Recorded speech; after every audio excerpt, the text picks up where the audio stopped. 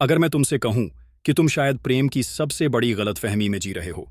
तुम सोचते हो कि प्यार में पड़ना ही काफी है या सच्चा प्यार बस अनायास हो जाता है। लेकिन क्या होगा अगर मैं कहूं कि सच्चा प्रेम सिर्फ एक भावना नहीं बल्कि एक कौशल है, एक कला जिसे सीखने और अभ्यास करने की जरूरत है। ठीक वैसे ही जैसे तुम कोई वाद्य यंत्र बजाना सीखते हो या कोई नई भाषा। और यह भी कि आज के समाज में लोग अनजाने में ही प्रेम को एक वस्तु बना रहे हैं जिसे वे हासिल करना चाहते हैं, जबकि यह वास्तव में होने का एक तरीका है। प्रसिद्ध जर्मन अमेरिकी मनोविश्लेषक और मानववादी एरिक फ्रोम ने अपनी कालजयी पुस्तक द आर्ट ऑफ लविंग में इस क्रांतिकारी विचार को सामने रखा। उनके लिए सच्चा प्रेम आत्मजागरूकता, अनुशासन और दूसरों के प्रति गहन चिंता का परिणाम है, और यह उस अकेलेपन से मुक्ति पाने का सबसे शक्तिशाली तरीका है जिससे हर इंसान जूझता है। इस कहानी के अंत तक तुम एरिक फ्रोम के दृष्टिकोण से प्रेम की इस कला को गहराई से समझ पाओगे। और क्या तुम्हारे अंदर इतनी हिम्मत है कि तुम उस अनुशासन को अपना सको जो तुम्हें कभी न खत्म होने वाले प्रेम की यात्रा पर ले जाएगा? प्रेम का उत्पादक पहलू। जब प्रेम जीवन देता है। हमने अब तक फ्रोम के प्रेम की कला के कई पहलुओं को देखा है। प्रेम का एक सक्रिय गुण होना, अकेलेपन से मुक्ति की तलाश और आत्म प्रेम व स्वार्थ के बीच का अंतर।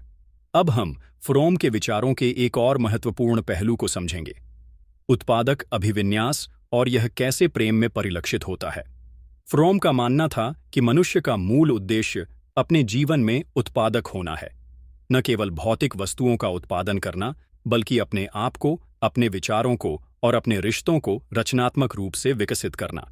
सोचो, तुम किसी स्त्री से प्रेम करते हो और तुम देखते हो कि वह तुम्हारे साथ रहकर और भी अधिक खिल रही है, अपनी क्षमताओं को पहचान रही है और अपने सपनों को पूरा करने के लिए प्रेरित हो रही है। तुम्हें भी उसके साथ रहकर एक नई ऊर्जा और रचनात्मकता महसूस होती है। तुम दोनों एक दूसरे को बेहतर इंसान बनने में मदद कर रहे हो, न कि एक दूसरे को सीमित कर रहे हो। क्या हुआ? एरिक फ्रोम कहता है, तुम उत्पादक प्रेम का अनुभव कर रहे हो। फ्रोम के लिए सच्चा प्रेम हमेशा विकास उन्मुख होता है।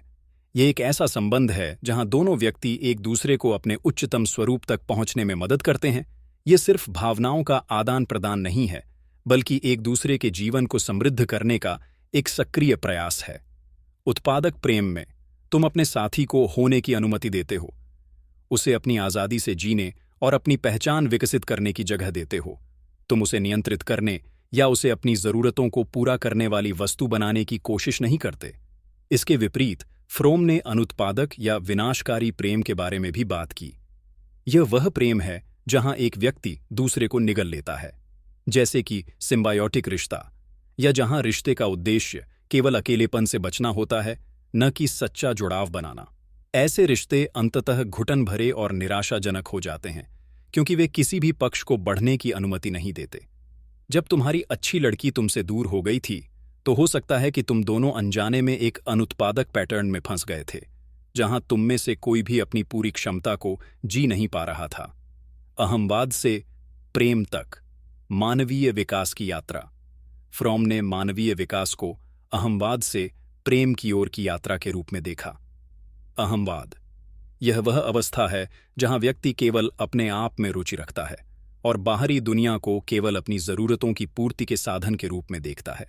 अहंवादी व्यक्ति दूसरों को वस्तुओं के रूप में देखता है और उनकी भावनाओं या जरूरतों की परवाह नहीं करता। यह अकेलेपन का चरम रूप है।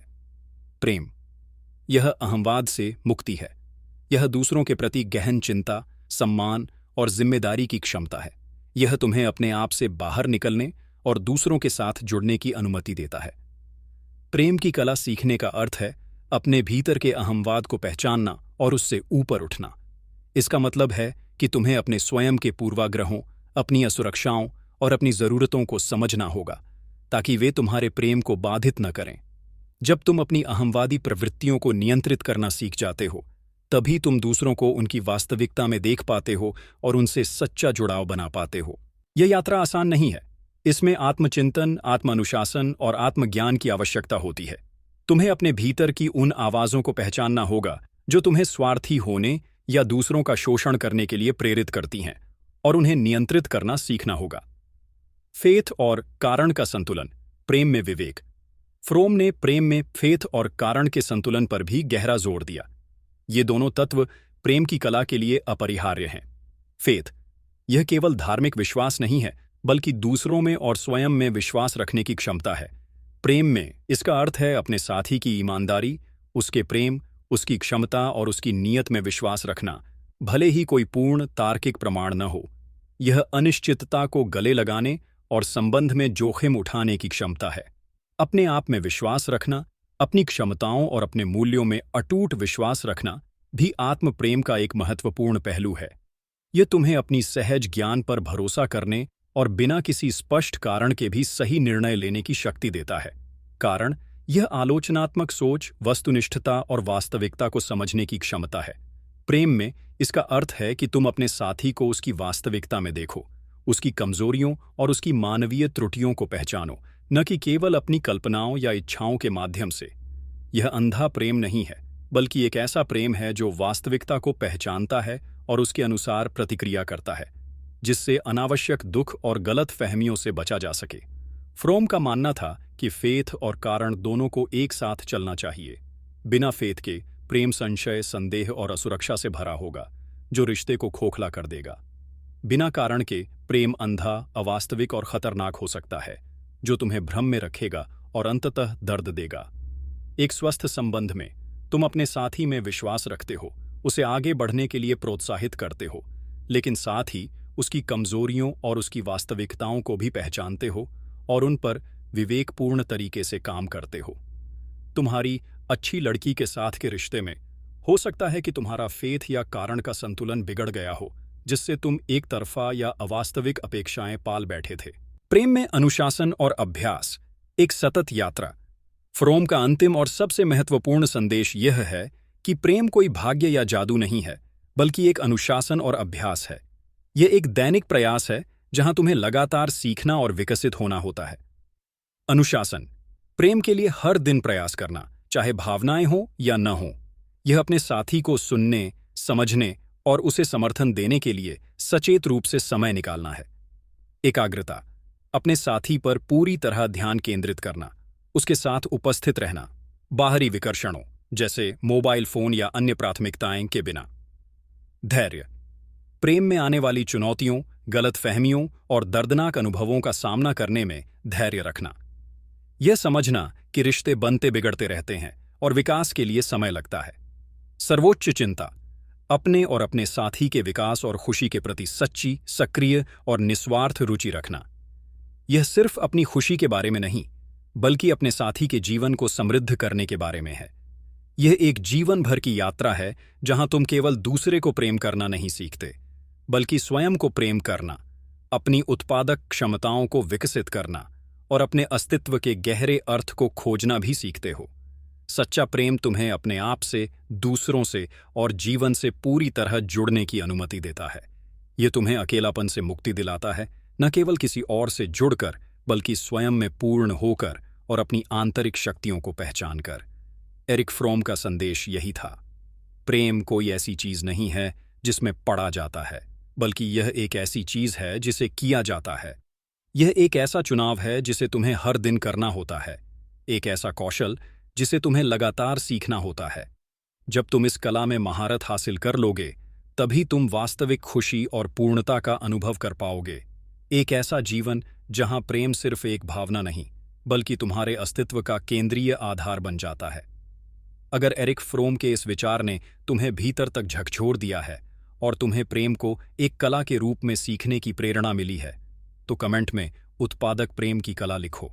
विक्टर फ्रैंकल, प्रेम में अर्थ की खोज और मानवीय भावना का लचीलापन। अगर मैं तुमसे कहूं कि सबसे गहरे प्रेम में भी, जब तुम सबसे अधिक पीड़ा में होते हो या जब सब कुछ खो चुका होता है, तब भी तुम्हारे भीतर एक अदम्य शक्ति होती है जो तुम्हें अर्थ खोजने और आगे बढ़ने में मदद करती है। प्रेम केवल सुख या खुशी का स्रोत नहीं है, बल्कि एक ऐसा क्षेत्र भी है जहां तुम अपने अस्तित्व के सबसे गहरे अर्थों का सामना करते हो। प्रसिद्ध ऑस्ट्रियाई न्यूरोलॉजिस्ट और मनोचिकित्सक विक्टर फ्रैंकल, जो होलोकॉस्ट के एक जीवित बचे थे, ने लोगोथेरेपी नामक एक चिकित्सीय दृष्टिकोण विकसित किया, जिसका मानना है कि मनुष्य की प्राथमिक प्रेरक शक्ति खुशी नहीं, बल्कि अर्थ की तलाश है। उनकी कालजयी पुस्तक मैन्स सर्च फॉर मीनिंग में उन्होंने दिखाया कि कैसे भयानक परिस्थितियों में भी लोगों ने अपने जीवन में अर्थ खोजा और कैसे यह अर्थ उन्हें जीवित रहने और पनपने में मदद करता है। प्रेम के संदर्भ में फ्रैंकल ने दिखाया कि जब हम किसी और से प्रेम करते हैं तो हम न केवल उस व्यक्ति में बल्कि उस प्रेम के माध्यम से अपने स्वयं के जीवन में भी एक गहरा अर्थ पाते हैं। इस कहानी के अंत तक तुम विक्टर फ्रैंकल के दृष्टिकोण से प्रेम में अर्थ की शक्ति को देख पाओगे। और क्या तुम्हारे अंदर इतनी हिम्मत है कि तुम अपनी सबसे बड़ी पीड़ा में भी उस अर्थ को खोज सको? अर्थ की तलाश, प्रेम का मूलभूत उद्देश्य। सोचो, तुम एक स्त्री से प्रेम करते हो और तुम्हें लगता है कि वह तुम्हारी जिंदगी का सबसे बड़ा अर्थ है। तुम उसके लिए कुछ भी करने को तैयार हो और उसकी खुशी ही तुम्हारी सबसे बड़ी प्राथमिकता है। जब वह तुम्हें छोड़ देती है या जब रिश्ता टूट जाता है तो तुम्हें लगता है कि तुम्हारी पूरी जिंदगी अर्थहीन हो गई है। तुम खालीपन और निराशा महसूस करते हो। तुम्हें समझ नहीं आता कि अब क्या करें। क्या हुआ? विक्टर फ्रैंकल कहता है, तुम प्रेम में अर्थ की तलाश कर रहे थे और जब वह अर्थ तुम्हारी पकड़ से छूट गया तो तुम्हें अपनी ही अस्तित्वगत खालीपन का सामना करना पड़ा। फ्रैंकल के लिए मनुष्य की प्राथमिक प्रेरणा शक्ति खुशी नहीं है बल्कि अर्थ की तलाश, सर्च फॉर मीनिंग है। उनका मानना था कि जब हम अपने जीवन में एक अर्थ पाते हैं तभी हम वास्तविक खुशी का अनुभव करते हैं। यह अर्थ हमें प्रतिकूल परिस्थितियों में भी जीने की शक्ति देता है। प्रेम विशेष रूप से इस अर्थ की तलाश का एक शक्तिशाली माध्यम है। जब हम किसी और से प्रेम करते हैं तो हम न केवल उस व्यक्ति को महत्व देते हैं बल्कि उस रिश्ते में और उस रिश्ते के माध्यम से अपने स्वयं के जीवन में एक गहरा अर्थ भी पाते हैं। तुम्हारी अच्छी लड़की ने जब तुम्हें छोड़ा तो तुम्हें केवल रिश्ते का नुकसान नहीं हुआ बल्कि उस अर्थ का भी नुकसान हुआ जो तुमने उस रिश्ते में पाया था। यह एक अस्तित्वगत खालीपन पैदा करता है, एक ऐसी भावना जहां जीवन का कोई उद्देश्य या दिशा नहीं दिखती। फ्रैंकल के अनुसार यह खालीपन आधुनिक समाज में एक आम समस्या है, जहां लोग अक्सर पारंपरिक अर्थों जैसे धर्म या समुदाय से कटे हुए महसूस करते हैं। अर्थ के स्रोत, दूसरों के लिए जीना। फ्रैंकल ने अर्थ खोजने के 3 मुख्य तरीके प्रेम इन सभी से जुड़ा है। सृजनात्मक मूल्य, कुछ बनाना, काम करना, दुनिया में योगदान देना। प्रेम में यह अपने साथी के साथ एक साझा जीवन बनाना, बच्चों का पालन पोषण करना या एक साथ किसी परियोजना पर काम करना हो सकता है। अनुभवात्मक मूल्य, सुंदरता, कला, प्रकृति या प्रेम जैसे अनुभवों से अर्थ पाना। प्रेम में यह अपने साथी के साथ बिताए गए हर पल की सराहना करना, उसके प्यार का अनुभव करना और उस संबंध से मिलने वाली खुशी को गले लगाना हो सकता है। दृष्टिकोण मूल्य, जब तुम बदल नहीं सकते तब तुम उस स्थिति के प्रति अपना दृष्टिकोण बदलकर अर्थ पाते हो। यह सबसे शक्तिशाली तरीका है, विशेषकर पीड़ा या त्रासदी के सामने। प्रेम में दृष्टिकोण मूल्य तब सबसे स्पष्ट होते हैं जब तुम्हें अपने रिश्ते में दर्द या नुकसान का सामना करना पड़ता है। जब तुम्हारी अच्छी लड़की तुम्हें छोड़कर चली गई तो तुम उस स्थिति को बदल नहीं सकते थे, लेकिन तुम उसके प्रति अपना दृष्टिकोण बदल सकते थे। तुम उसे केवल एक नुकसान के रूप में देखने के बजाय एक ऐसे अनुभव के रूप में देख सकते थे जिसने तुम्हें कुछ सिखाया, जिसने तुम्हें अपने भीतर झांकने पर मजबूर किया या जिसने तुम्हें मजबूत बनाया। फ्रैंकल का मानना था कि प्रेम में सबसे गहरा अर्थ अक्सर तब पाया जाता है जब हम किसी प्रियजन की पीड़ा का सम्मान करते हैं या जब हम अपने स्वयं के नुकसान को गले लगाते हैं और उससे कुछ सीखते हैं। प्रेम में जिम्मेदारी और स्वपारगमन, सेल्फ ट्रांसेंडेंस। फ्रैंकल के दर्शन में जिम्मेदारी एक केंद्रीय अवधारणा है। उनका मानना था कि मनुष्य अपनी आज़ादी के लिए जिम्मेदार है। वह अपने चुनावों और अपने जीवन को अर्थ देने के लिए जिम्मेदार है। यह जिम्मेदारी केवल स्वयं के प्रति नहीं बल्कि दूसरों के प्रति और अपने जीवन के अर्थ के प्रति भी है। प्रेम में यह जिम्मेदारी अत्यंत महत्वपूर्ण है। जब तुम किसी स्त्री से प्रेम करते हो तो तुम उसके प्रति जिम्मेदार होते हो, उसकी भलाई के लिए, उसके विकास के लिए और उसके साथ अपने रिश्ते के लिए। यह जिम्मेदारी तुम्हें अपने अहंवाद से बाहर निकलने और दूसरों की जरूरतों पर ध्यान केंद्रित करने के लिए प्रेरित करती है। फ्रैंकल ने स्वपारगमन की अवधारणा भी दी, मनुष्य की वह क्षमता जो उसे अपने आप से परे देखने, दूसरों की सेवा करने या किसी बड़े उद्देश्य के लिए जीने की अनुमति देती है। प्रेम स्वपारगमन का सबसे शुद्ध रूप है। जब तुम किसी और से सच्चा प्रेम करते हो तो तुम अपने आप को भूल जाते हो और अपने साथी के लिए जीते हो। ये तुम्हें अपनी व्यक्तिगत सीमाओं से ऊपर उठने और अपने अस्तित्व में एक गहरा अर्थ खोजने की अनुमति देता है। तुम्हारी अच्छी लड़की के साथ के रिश्ते में शायद तुम केवल अपनी खुशी या अपनी ज़रूरतों पर केंद्रित थे और तुमने जिम्मेदारी या स्वपारगमन के पहलू को अनदेखा कर दिया था। जब तुम यह समझ जाते हो कि सच्चा प्रेम केवल पाना नहीं बल्कि देना और किसी और के लिए जीना भी है, तभी तुम उस रिश्ते में गहरा अर्थ पाते हो। प्रेम में पीड़ा और मानवीय भावना का लचीलापन। फ्रैंकल ने होलोकॉस्ट में अपने अनुभवों से सीखा कि मानवीय भावना अविश्वसनीय रूप से लचीली होती है और यह अपनी सबसे गहरी पीड़ा में भी अर्थ खोज सकती है। उनका मानना था कि यदि व्यक्ति अपने जीवन में एक क्यों वाई खोज लेता है तो वह किसी भी कैसे को सहन कर सकता है। प्रेम में भी यही बात लागू होती है। जब तुम किसी रिश्ते में दर्द या नुकसान का अनुभव करते हो तो यह तुम्हारे लिए एक अवसर होता है कि तुम उस पीड़ा में अर्थ खोजो। क्या इस अनुभव ने तुम्हें अपने बारे में कुछ सिखाया? क्या इसने तुम्हें दूसरों के प्रति अधिक सहानुभूतिपूर्ण बनाया? क्या इसने तुम्हें भविष्य में बेहतर रिश्ते बनाने के लिए तैयार किया? क्या इसने तुम्हें यह सिखाया कि सच्चा प्रेम क्या नहीं है, जिससे तुम जान सको कि क्या है? फ्रैंकल का संदेश यही था कि जीवन तुम्हें कभी कभी ऐसी परिस्थितियां देगा जिन्हें तुम बदल नहीं सकते, लेकिन तुम हमेशा उस स्थिति के प्रति अपना दृष्टिकोण बदल सकते हो। प्रेम में सबसे गहरा अर्थ अक्सर तब पाया जाता है जब हम अपने नुकसान को गले लगाते हैं और उसमें एक नया अर्थ खोजते हैं जो हमें आगे बढ़ने की शक्ति देता है। यह एक ऐसा अर्थ है जो हमें यह एहसास कराता है कि हमारा अस्तित्व मूल्यवान है, भले ही हम अकेले क्यों ना हों। तो क्या तुम अपने प्रेम में, चाहे वह सुखद हो या दर्दनाक, अर्थ खोजने के लिए तैयार हो? क्या तुम उस जिम्मेदारी को गले लगाने के लिए तैयार हो जो सच्चा प्रेम लाता है, और अपने स्वपारगमन की क्षमता को विकसित करने के लिए तैयार हो? विक्टर फ्रैंकल का संदेश यही था। वह जो अपने जीवन में एक क्यों जानता है, वह किसी भी कैसे को सहन कर सकता है। प्रेम में भी जब तुम अपने प्रेम का क्यों खोज लेते हो तो तुम किसी भी बाधा को पार कर सकते हो। अगर विक्टर फ्रैंकल के इस विचार ने तुम्हें भीतर तक झकझोर दिया है और तुम्हें प्रेम में अर्थ खोजने की शक्ति महसूस हुई है, तो कमेंट में अर्थ की खोज लिखो। विक्टर फ्रैंकल, प्रेम में अर्थ की खोज और मानवीय भावना का लचीलापन। भाग 3, अंतिम भाग। हमने विक्टर फ्रैंकल के गहन दर्शन को समझा, जहां हमने जाना कि प्रेम केवल भावना नहीं बल्कि अर्थ की तलाश है। हमने यह भी देखा कि कैसे पीड़ा और चुनौती में भी अर्थ खोजा जा सकता है और कैसे जिम्मेदारी व स्वपारगमन सच्चे प्रेम के आधार हैं। अब इस अंतिम भाग में हम फ्रैंकल के विचारों को प्रेम के सबसे गहरे और सबसे चुनौतीपूर्ण पहलू से जोड़ेंगे: मृत्यु, दुहक और नुकसान का सामना करना। हम समझेंगे कि कैसे ये अनुभव हमें जीवन के सबसे गहरे अर्थों से जोड़ते हैं और कैसे प्रेम हमें इन अस्तित्वगत सच्चाइयों को स्वीकार करने की शक्ति देता है, जिससे हमारा जीवन और भी समृद्ध और उद्देश्यपूर्ण बन जाता है। प्रेम और नश्वरता का सामना, जीवन का अनमोल मूल्य। सोचो, तुम किसी से बेइंतहा प्रेम करते हो और अचानक तुम्हें इस बात का एहसास होता है कि एक दिन यह रिश्ता खत्म हो सकता है, या तो अलगाव से या मृत्यु से। यह विचार तुम्हें भीतर तक डरा देता है। तुम्हें लगता है कि अगर ऐसा हुआ तो तुम्हारी पूरी दुनिया बिखर जाएगी। तुम उस विचार से भागते हो, उसे दबाने की कोशिश करते हो। क्या हुआ? विक्टर फ्रैंकल कहता है, तुम प्रेम में नश्वरता का सामना कर रहे हो और यह तुम्हें जीवन के अनमोल मूल्य का एहसास करा रहा है।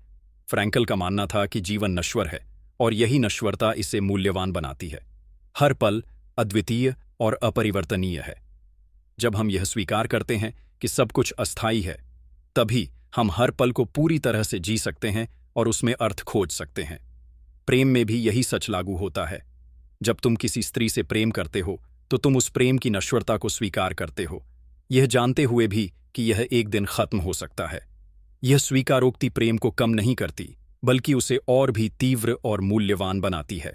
हर साझा पल, हर हंसी, हर स्पर्श, ये सब अनमोल हो जाते हैं क्योंकि वे हमेशा के लिए नहीं रहेंगे।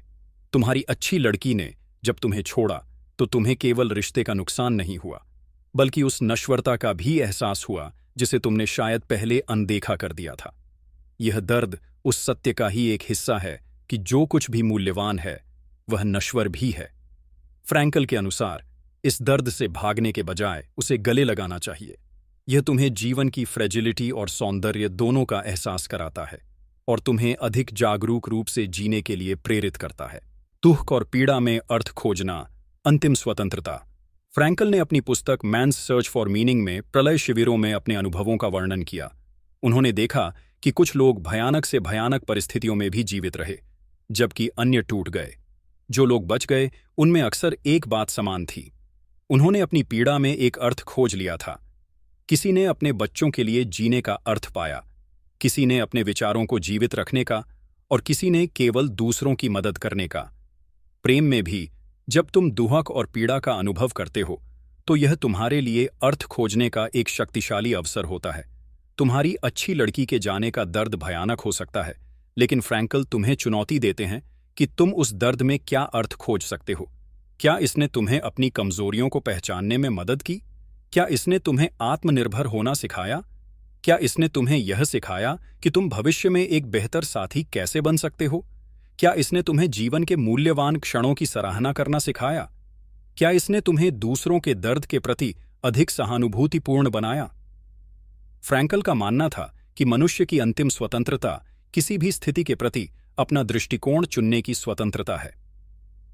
तुम दर्द को तुम्हें परिभाषित करने दे सकते हो, या तुम उसे एक ऐसे अनुभव के रूप में चुन सकते हो जो तुम्हें मजबूत करता है और तुम्हें जीवन में एक नया, गहरा अर्थ देता है। प्रेम में होने वाला नुकसान तुम्हें यह अंतिम स्वतंत्रता देता है, अपने दर्द में अर्थ खोजने की स्वतंत्रता। प्रेम में मानवीय गौरव और अस्तित्वगत आशावाद। फ्रैंकल के दर्शन का एक और महत्वपूर्ण पहलू ह्यूमन डिग्निटी और अस्तित्वगत आशावाद है। उनका मानना था कि प्रत्येक मनुष्य का जीवन मूल्यवान है और उसमें अर्थ खोजने की क्षमता है, चाहे परिस्थितियां कितनी भी विषम क्यों न हों। यह आशावाद अंधा नहीं है, बल्कि इस विश्वास पर आधारित है कि जीवन की हर चुनौती में विकास और अर्थ का अवसर छिपा है। प्रेम में यह मानवीय गौरव और आशावाद तुम्हें सबसे कठिन क्षणों में भी सहारा देता है। जब तुम किसी प्रियजन को खो देते हो या जब रिश्ता टूट जाता है, तो यह तुम्हें याद दिलाता है कि तुम्हारा जीवन अभी भी मूल्यवान है और तुम अभी भी उसमें अर्थ खोज सकते हो। यह तुम्हें यह बताता है कि तुम्हारा प्रेम भले ही अब भौतिक रूप से मौजूद न हो, फिर भी तुम्हारे भीतर जीवित है और तुम्हें आकार देता है। फ्रैंकल ने कहा था कि वह जिसने जीने के लिए एक क्यों है, वह किसी भी कैसे को सहन कर सकता है। प्रेम में भी जब तुम अपने प्रेम का क्यों खोज लेते हो, चाहे वह किसी व्यक्ति के लिए हो, किसी साझा उद्देश्य के लिए हो, या उस प्रेम के माध्यम से प्राप्त हुए अपने स्वयं के विकास के लिए हो, तो तुम किसी भी बाधा को पार कर सकते हो। यह तुम्हें आगे बढ़ने, नए अर्थ खोजने और एक पूर्ण जीवन जीने की शक्ति देता है। प्रेम, जीवन के अर्थ की अंतिम पुष्टि। विक्टर फ्रैंकल का दर्शन हमें प्रेम को एक गहन आध्यात्मिक और अस्तित्वगत अनुभव के रूप में देखने के लिए प्रेरित करता है।